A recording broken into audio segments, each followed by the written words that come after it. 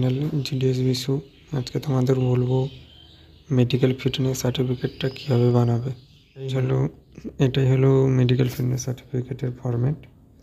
এই ফরম্যাটটা আমি আমার টেলিগ্রাম চ্যানেলে দিয়ে দেবো, তোমরা ওখান থেকে গিয়ে ডাউনলোড করে নেবে। আর আমার টেলিগ্রাম চ্যানেলের লিঙ্ক ডেসক্রিপশান বক্সে দিয়ে দেবো, ওখান থেকে নিয়ে নেবে। এটা হলো মেডিকেল ফিটনেস সার্টিফিকেট।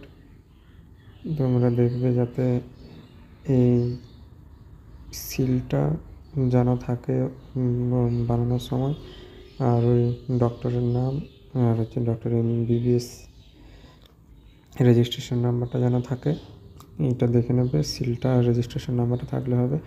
যদি কেউ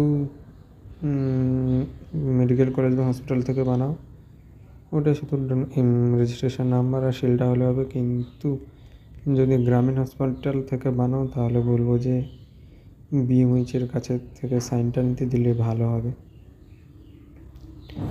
ঠিক আছে। আর বলবো, যদি আসামে যারা অ্যাপ্লাই করেছিল তারা যদি সার্টিফিকেটটা বানাও, তাদের জন্য ভালো হবে আসামে এসে বানানো। কারণ ওখান থেকে বানিয়ে নিয়ে এসে ডাব্লিউবি থেকে বানিয়ে নিয়ে এসে 1 সপ্তাহের মধ্যে এখানে সাবমিট করতে পারবে না মনে হয়। দেখো, যদি পারো তো এখানে এসে বানাবে, নাহলে ওখান থেকে বানিয়ে নিয়ে আসো। Thank you. আজকে ভিডিও দূর, দেখা পরে ভিডিওতে।